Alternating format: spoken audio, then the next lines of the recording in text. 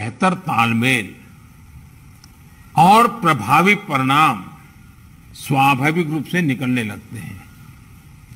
मुझे आपके कई जिलों से इस रणनीति पर काम करने के रिजल्ट्स की जानकारी मिलती रही है। इन जगहों पर आपने वाकई बड़ी संख्या में लोगों का जीवन बचाया है। साथियों, फील्ड में किए गए आपके कार्यों से, आपके अनुभवों और फीडबैक से ही प्रैक्टिकल और इफेक्टिव पॉलिसीज बनाने में मदद मिलती है। टीकाकरण की रणनीति में भी हर स्तर पर राज्यों और अनेक स्टेक होल्डर से मिलने वाले सुझावों को शामिल करके आगे बढ़ाया जा रहा है। इसी क्रम में स्वास्थ्य मंत्रालय की तरफ से 15 दिन के टीकों की उपलब्धता की जानकारी राज्यों को दी जा रही है। वैक्सीन सप्लाई टाइमलाइन की स्पष्टता होने से टीकाकरण से जुड़े मैनेजमेंट में आप सभी को और आसानी होने वाली है।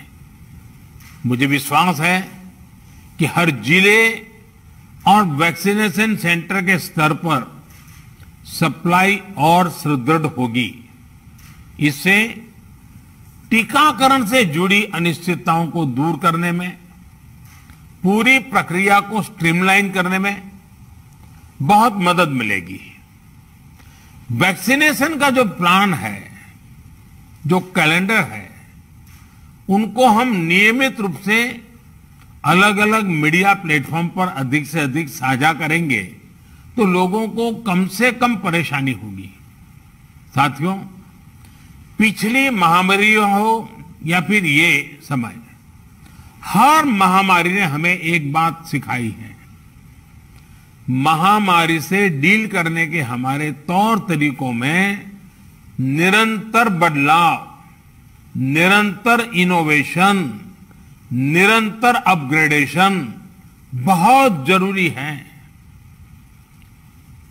ये वायरस म्यूटेशन में स्वरूप बदलने में माहिर है। एक प्रकार से बहुरूपिया भी है और ये वायरस धूर्त भी है। तो हमारे तरीके और स्ट्रेटेजीज भी डायनेमिक होने चाहिए। साइंटिफिक लेवल पर हमारे वैज्ञानिक वायरस के बदलते स्वरूपों से निपटने के लिए दिन रात काम कर ही रहे हैं। वैक्सीन बनाने से लेकर एसओपीज और नई ड्रग्स बनाने तक लगातार काम हो रहा है।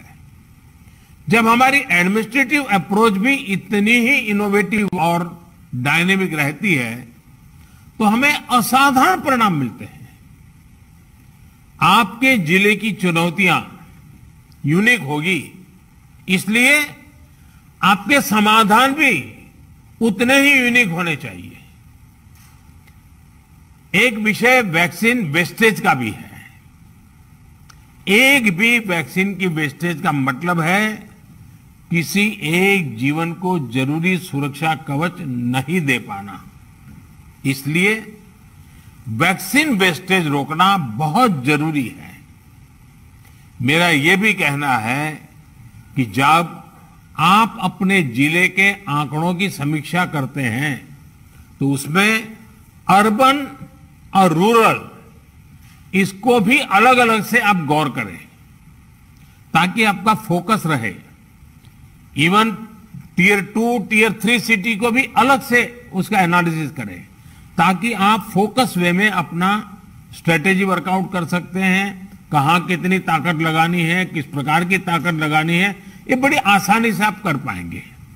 और इससे जब ये प्रकार से देखेंगे तो ग्रामीण इलाकों में कोरोना से निपटने में मदद मिलेगी। और मैं भी लंबे अरसे तक आप ही की तरह कुछ न कुछ काम करते करते यहां पहुंचा हूं। मेरा अनुभव है कि गांव के लोगों को अगर सही बात समय पर पहुंचा दी जाए तो वो बहुत रिलीजियसली उसको फॉलो करते हैं, बहुत रिलीजियसली। और जो शहरों में कभी कभी हमको किसी चीज को लागू करने में मेहनत पड़ती है, गांव में उतनी मेहनत नहीं पड़ती। हाँ, क्लैरिटी चाहिए, गांव के अंदर एक टीम बनानी चाहिए। आप देखिए वो परिणाम खुद दे देते हैं आपको। साथियों, सेकंड वेव के बीच वायरस म्यूटेशन की वजह से अब युवाओं और बच्चों के लिए भी ज्यादा चिंता जताई जा रही है। अभी तक हमारी जो रणनीति रही है, आपने जिस तरफ फील्ड में काम किया है, उसने इस चिंता को उतना गंभीर होने से रोकने में मदद तो की है, लेकिन हमें आगे के लिए और अधिक तैयार रहना ही होगा। और सबसे पहला काम आप कर सकते हैं कि अपने जिले में युवाओं, बच्चों में संक्रमण और उसकी गंभीरता के आंकड़े व्यवस्थित करें। अलग से उस पर रेगुलर आप एनालिसिस कीजिए। आप स्वयं भी, मेरा सभी आप प्रमुख अधिकारियों से आग्रह है कि आप स्वयं भी उसका आकलन करें। इससे आगे के लिए तैयारी करने में मदद मिलेगी। साथियों, मैंने पिछली बार की बैठक में भी, और मैंने ये भी कह रहा कि जीवन बचाने के साथ साथ हमारी प्राथमिकता जीवन को आसान बनाए रखने की भी है। गरीबों के लिए मुफ्त राशन की सुविधा हो, दूसरी आवश्यक सप्लाई हो, काला बाजारी पर रोक हो, ये सब इस लड़ाई को जीतने के लिए भी जरूरी है और आगे बढ़ने के लिए भी आवश्यक है। आपके पास पिछले अनुभवों की ताकत भी है और पिछले प्रयासों की सफलता का मोटिवेशन भी है। मुझे पूरा भरोसा है कि आप सभी अपने अपने जिलों को संक्रमण मुक्त करने में सफलता पाएंगे। देश के नागरिक का जीवन बचाने में, देश को विजयी बनाने में हम सभी सफल होंगे। और मेरा आज कुछ साथियों को सुनने का मौका मिला है, लेकिन आपके पास, हर एक के पास कुछ न कुछ सफलता की गाथाएं हैं। बड़े अच्छे इनोवेटिव प्रयोग आप सबने कहीं न कहीं किए हैं। अगर वो आप मुझे पहुंचा देंगे तो जरूर इसको देश भर में पहुंचाने में मुझे सुविधा होगी, क्योंकि इंटेलेक्चुअली डिबेट करके कितनी भी चीज क्यों न निकाले, लेकिन उससे ज्यादा ताकत जो फील्ड में काम करता है, उसने जो अनुभव किया है और उसने जो रास्ते खोजे हैं, वो बहुत ताकतवर होते हैं। और इसलिए आप सबकी भूमिका बहुत बड़ी है और इसलिए मेरा आपसे आग्रह है कि आप इसको निकालिए।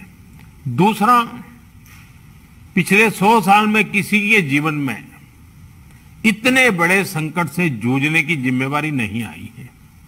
आप डिस्ट्रिक्ट में बैठे हैं, आपके जिम्मे सबसे बड़ा बोझ आया है।